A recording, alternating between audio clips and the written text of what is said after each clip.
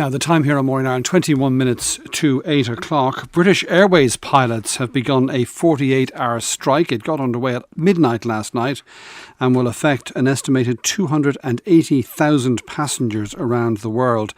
At the core of the dispute is a disagreement between pilots and the airline over pay and conditions. We can talk to Eoghan Corry of Travel Extra, who's on the line now. Eoghan, thanks for talking to us this morning. Good morning, Brian. I mean, this is, I see the figure of 1,700 flights which will be grounded over the next 2 days as a result of this. So this is a strike with vast implications. Vast implications, and for a lot of Irish passengers as well. There'll be about 10,000 Irish passengers. Listeners will remember BALPA, Brian Strutton's union confronting Ryanair last week and the week before. And what Ryanair did on that occasion was attempted to fly through the strike. They managed to do so without losing any of their flights. Now, that is because the membership wasn't as high as it is in British Airways. British Airways have taken the opposite approach. Last week, they didn't really know what proportion of pilots would show up.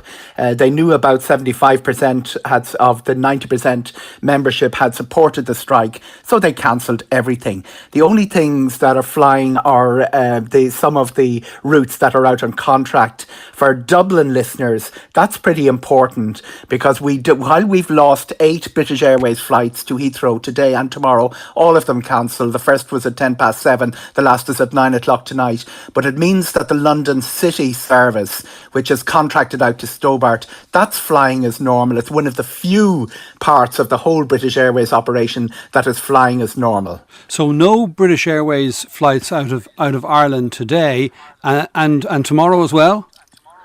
And or tomorrow, we have 22 flights a day to Heathrow, and 8 of those are British Airways. What British Airways have been doing is they've been contacting customers. The technology nowadays is quite awesome in terms of the ability to get in touch with customers and offering them alternatives.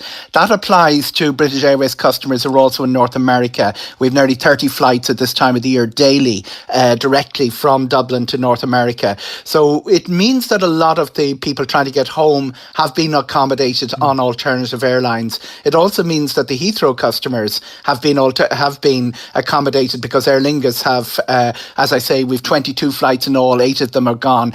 The real issue, though, is we have a very, very high proportion of British Airways customers in Ireland. As I say, 4,500 each day is affected. A lot of them are connecting onto flights. Those flights today and tomorrow are non-existent.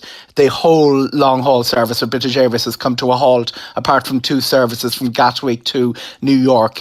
A lot of people, a lot of refunds being offered, and a scramble to get people onto alternative flights. They've done quite well considering the scale of the operation. Right. Presumably then, as a result of this, aircraft won't be where they should be or would have been had there not been this strike. So is there going to be a knock-on effect through the remaining days of the week? Oh, absolutely. The initial effects of it were being felt from midday yesterday. There wasn't much point landing aircraft far away from Heathrow, which couldn't return because of the strike. And the same will be a spillover onto Wednesday. But also, I would say, Brian, don't underestimate the ability of airlines to cope with these sort of crises. They happen not just out of strike situations, they happen out of weather situations a lot. It's quite astonishing when you're dealing with the scale, the number of passengers, how quickly they can get things back to normal. The real issue then is the sorting out the bills, accommodation, the other things that people have booked. That's a very, very unclear situation. And we have, under the famous EU 261 regulation, a compensation provision for passengers. Right. That had a get-out clause for special circumstances. That used to apply to strikes. It's quite interesting that some of the regulators have been saying it no longer applies to strikes. Richard Moriarty said it didn't apply to strikes in the Ryanair case in Britain, but he is saying it's probably going to apply to British Airways. All right, but that's one of the areas we will see being played out in the months to come, Brian. Very good. Eoghan Corry, Travel Extra. Thanks indeed.